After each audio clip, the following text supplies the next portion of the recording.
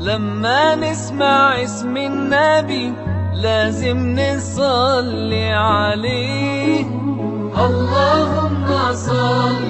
آپ نے ذرا تعصب تنگ نظری کو چھوڑ کر کھلے دل کے ساتھ کھلے ذہن کے ساتھ بغیر کسی تفریق کے مسلک کے چند باتوں کو سننا ہے سمجھنا ہے اور اس کے اوپر عمل کرنے کی کوشش کرنی ہے. حضرت علی وہ ہیں کہ حضرت فاطمہ جب فوت ہوئی حضرت فاطمہ نے وصیت کی میرا غسل علی اور اسماء بنت امیس کے علاوہ کوئی نہ دے. لوگوں یہاں پہ رک جاؤ. ہمارے معاشرے کے اندر افسوس اور دکھ کا مقام پتہ کیا؟ ہر قول رسول کی مخالفت بغیر کسی وجہ سے نبی کریم صلی اللہ علیہ وسلم کی حدیث کی تحقیر کرنا، اس کو کم تر سمجھنا، اس کو اہمیت نہ دینا، یہ ہمارے معاشرے کا المیہ بن چکا. حضرت فاطمہ حضرت علی کو کیا وصیت کر رہی ہیں اور کس بنیاد پہ کر رہی ہیں پتہ ہے؟ بے بنیاد وصیت نہیں ہے. حضرت عائشہ بیمار ہوئی، نبی کریم صلی اللہ علیہ وسلم سے شکوہ کرنا شروع کیا. نبی کریم ان کو دلاسا دیتے ہوئے پتہ کہہ رہے ہیں، حضرت عائشہ کو دلاسا دے رہے ہیں، عائشہ کیا ہوا؟ اگر تو اللہ کے پاس بھی چلی جائے گی میں تجھے غسل دوں گا، میں تجھے کفناؤں گا، میں تیرا جنازہ پڑھوں گا، میں تجھے اپنے ہاتھ سے قبر میں اتاروں گا. حضرت فاطمہ صحابہ نبی کریم صلی اللہ علیہ وسلم کی احادیث کے سامنے سرنڈر کرنے والے تھے، اپنی عقل کے گھوڑے دوڑانے والے نہیں تھے. حضرت فاطمہ کو غسل دیا، حضرت علی نے دیا، سارے صحابہ کے سامنے دیا. حضرت عائشہ کی حدیث بھی معروف تھی. کسی ایک بندے نے کہا کہ بیوی فوت ہو جائے نعوذ باللہ تو غیر محرم ہو جاتی ہے. کسی ایک نے کہا، کسی ایک صحابی نے، ہمارے معاشرے کے اندر یہ فلسفے کہاں سے آئے؟ پتہ کس وجہ سے آئے؟ ایک حدیث آپ کے سامنے رکھتا ہوں، بڑی لمبی حدیث ہے، اس کا ایک ٹکڑا رکھتا ہوں جو ہمارے موضوع سے متعلق ہے. جس نے بخاری شریف کی، جس نے رسول اللہ کی اطاعت کی، یہ قرآن کی بھی آیت ہے، اس نے اللہ رب العزت کی اطاعت کی. اور محمد فرق بین الناس، محمد صلی اللہ علیہ وسلم قیامت تک کے لیے لوگوں کے مابین فرق کرنے والے ہوں گے. یعنی فرق کا اختیار، فیصلے کا اختیار، حکم کا اختیار. ایک بندہ کے فلاں مومن ہے، ایک بندہ کے فلاں کافر ہے، ایک بندہ کے جائز ہے، ایک بندہ کے حرام ہے. کس کی بات کو مانا جائے گا؟ نبی کریم صلی اللہ علیہ وسلم کی حدیث کے اوپر، قرآن کے اوپر پیش کیا جائے گا، کیونکہ یہی دو چیزیں ہیں. قرآن پاک میں اللہ اپنے قرآن کے بارے میں خود ارشاد فرماتے ہیں انہ لقول فصل. اللہ قرآن کے بارے میں کہہ رہا ہے یہ قول فیصل ہے، یہ حتمی فیصلہ ہے، یہ مذاق کی کتاب نہیں ہے. اور حدیث میں آتا ہے محمد فرق بین الناس صلی اللہ علیہ وسلم، محمد صلی اللہ علیہ وسلم لوگوں میں فرق کرنے والے ہیں. آج ہمارے معاشرے کے اندر کیا ہوتا ہے؟ خاوند فوت ہو جائے یہ بیوی کے لیے غیر محرم ہو گیا، نعوذ باللہ. بیوی فوت ہو جائے خاوند کے لیے غیر محرم ہو گئی ہے. حضرت علی اپنی بیوی کو غسل دے رہے ہیں اور نبی کریم صلی اللہ علیہ وسلم اپنی بیوی کے بارے میں کہہ رہے ہیں عائشہ تجھے کیا فکر ہے، تو فوت ہو جائے گی، میں محمد صلی اللہ علیہ وسلم تجھے غسل دوں گا، تجھے کفناؤں گا، تجھے دفن کروں گا، تیرا جنازہ پڑھوں گا. حدیث کو مانا جائے گا کہ کسی کے مسلک اور مذہب کو مانا جائے گا؟ اور افسوس اور دکھ کی بات ہے، دکھ کی بات ہے، یقین کیجیے. اب بات آئی ہے کئی دفعہ تلخ محسوس ہوتی ہے لوگوں کو، لیکن افسوس اور دکھ کی بات پتہ ہے کیا؟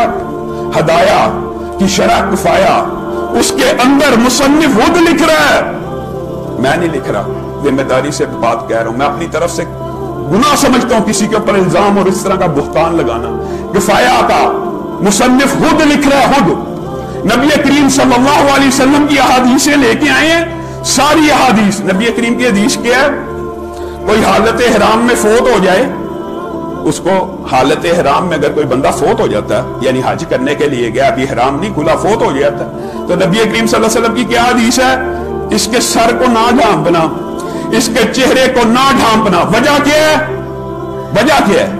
وجہ یہ ہے کل قیامت کا دن ہوگا، یہ اللہ رب العزت کی بارگاہ میں کھڑا ہوگا تو منہ سے کیا الفاظ کہہ رہا ہوگا؟ لبیک اللہم لبیک. اس کے نہ چہرے کو ڈانپو نہ سر کو ڈانپو، یہ حالت احرام میں فوت ہوا ہے، اس کو ویسے ہی دفن کر دو انہی چادروں کے اندر۔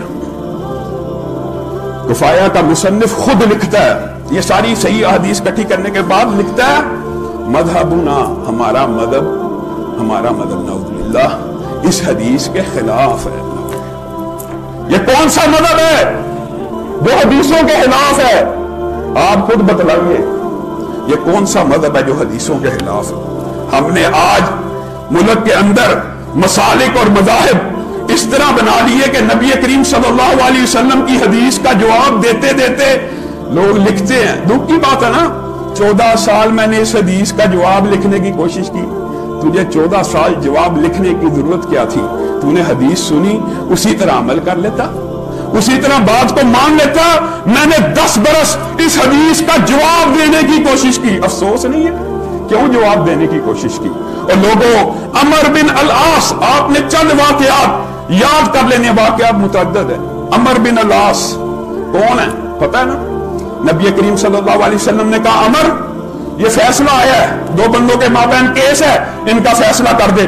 عمر بن العاص نے کہا آپ کے ہوتے ہوئے عمر فیصلہ نہیں کر سکتا، آپ کا حق ہے۔ ہاں حق میرا ہے، میں تجھے تفویض کرتا ہوں۔ اتنی عقل والے، اتنی فراست والے، اتنی فہم والے، اتنے شعور والے نبی کریم صلی اللہ علیہ وسلم کی موجودگی میں فیصلہ کر رہے ہیں، اور نبی کریم صلی اللہ علیہ وسلم ان کے فیصلے کی توثیق و تصدیق کر رہے ہیں۔ ایک جگہ طاعون پھیلا، عمر بن العاص لوگوں کو حکم کر رہے ہیں نکلو، طاعون پھیل گیا ہے، اللہ کا عذاب آ گیا ہے، اس شہر سے نکل جاؤ، اللہ کے عذاب سے پناہ لو، دوسرے وادیوں میں، پہاڑوں میں، نہروں کے پاس جا کے آباد ہو جاؤ۔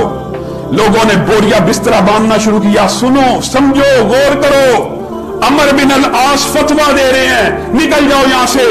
سامنے سے معاذ ابن جبل آ رہے ہیں، کہتے ہیں یہاں سے مت نکلنا، یہاں سے مت نکلنا۔ اب کس کی بات کو مانا جائے گا؟ عمر بن العاص کی بات کو مانا جائے گا کہ معاذ ابن جبل کی بات کو مانا جائے گا؟ دونوں صحابہ ہیں، اختلاف کا ہو جانا بڑی بات نہیں ہے۔ اختلاف کے اندر قول فیصل، آخری فیصلے کا اختیار، آخری اتھارٹی رسول اللہ صلی اللہ علیہ وسلم کی ذات ہوگی، اللہ کا قرآن ہوگا۔ انہ لقول فصل، یہ فیصلہ کرے گا یا محمد فرق بین الناس صلی اللہ علیہ وسلم، محمد لوگوں کے درمیان تفریق کرنے والے نہیں، فرق کرنے والے۔ یہاں پہ مطلب تفریق نہیں ہے، فیصلہ کرنے والے، آخری اتھارٹی۔ اصل میں محمد صلی اللہ علیہ وسلم قیامت تک کے لیے فرق ہوں گے امت کے لیے، امت کے اندر بھی، کہ کون محمد صلی اللہ علیہ وسلم کا دامن پکڑتا ہے اور کون غیر محمد کو معصوم مانتا ہے۔ معاذ ابن جبل روک رہے ہیں، عمر بن العاص جانے کا کہہ رہے ہیں۔ عمر کے پاس معاذ پیش ہوئے، حاکم ہیں آپ اس علاقے کے، آپ لوگوں کو باہر جانے کی اجازت کیسے دے رہے ہیں؟ میری رائے ہے اللہ کا عذاب آ رہا ہے، کیوں ہم اپنے آپ کو پابند کریں، اللہ کے عذاب کا شکار ہوں؟ نہیں، یہ دلیل نہیں ہے۔ دلیل ہے تیرے پاس کوئی؟ آپ جو مجھے روک رہے ہیں معاذ، آپ کے پاس کیا دلیل ہے؟ ہاں میرے پاس دلیل موجود ہے۔ نبی کریم صلی اللہ علیہ وسلم نے فرمایا تھا جس علاقے میں طاعون آ جائے، تمہیں خبر ملے، تم نے اس علاقے میں نہیں جانا، لیکن جو اس علاقے کے اندر لوگ موجود ہوں انہوں نے وہاں سے فرار نہیں ہونا۔ میرے پاس حدیث موجود ہے۔ عمر بن العاص کیا اڑ گئے؟ کیا ضد کی؟ میں نے آرڈیننس جاری کر دیا تھا، اب میں رجوع نہیں کروں گا۔ کہا عمر بن العاص کے فیصلے کو رد کر دیا جائے، معاذ بن جبل کے فیصلے کو نافذ کر دیا جائے۔ اصل میں یہ فیصلہ کس کا نافذ ہوا؟ رسول اللہ صلی اللہ علیہ وسلم کا فیصلہ نافذ ہوا۔ میرے بھائیوں، صرف ایک واقعے کے اوپر غور کرو۔ حضرت علی حضرت ابو بکر کی کیسی شان بیان کرتے ہیں، مشہور واقعہ، خطبہ دے رہے ہیں، کہہ رہے ہیں تمہیں پتہ ہے کائنات کے اندر نبیوں کے بعد سب سے افضل ہستی یہ تو ابو بکر صدیق ہے ہی ہیں، لیکن تمہیں کیا پتہ ہے معاشرے کے اندر، امت کے اندر، امت محمدیہ صلی اللہ علیہ وسلم کے اندر سب سے زیادہ بہادر کون ہے؟ لوگ کھڑے ہوئے، ایک بندے نے کہا آپ سب سے بہادر ہیں، آپ بیٹھ جاؤ۔ کسی نے کوئی نام لیا، کسی نے کوئی نام لیا، کہا اللہ کی قسم کائنات کے اندر انبیاء کے بعد اگر سب سے بہادر کوئی ہے تو ابو بکر ہے۔ یہ وہ ابو بکر ہے، علی شان بیان کر رہے ہیں، علی اور دلائل بھی دے رہے ہیں۔ ابو بکر نے اس وقت تلوار کو تھاما جس وقت نبی کریم صلی اللہ علیہ وسلم کی حفاظت کرنے کے لیے کوئی نہ تھا۔ کافروں کے غول آتے، ابو بکر کی تلوار کو دیکھ کے بھاگ جاتے۔ ابو بکر وہ ہے، اور پھر مسئلہ سمجھانے کے لیے امت کو کیا کہہ رہے ہیں؟ دوسرا فتویٰ علی کا خطبے کے اندر، تم نے ان کی لڑائیاں بنائی ہوئی ہیں نعوذ باللہ کہ یہ صحابہ ایک دوسرے کے مخالف تھے، نعوذ باللہ۔ کیا کہتے ہیں؟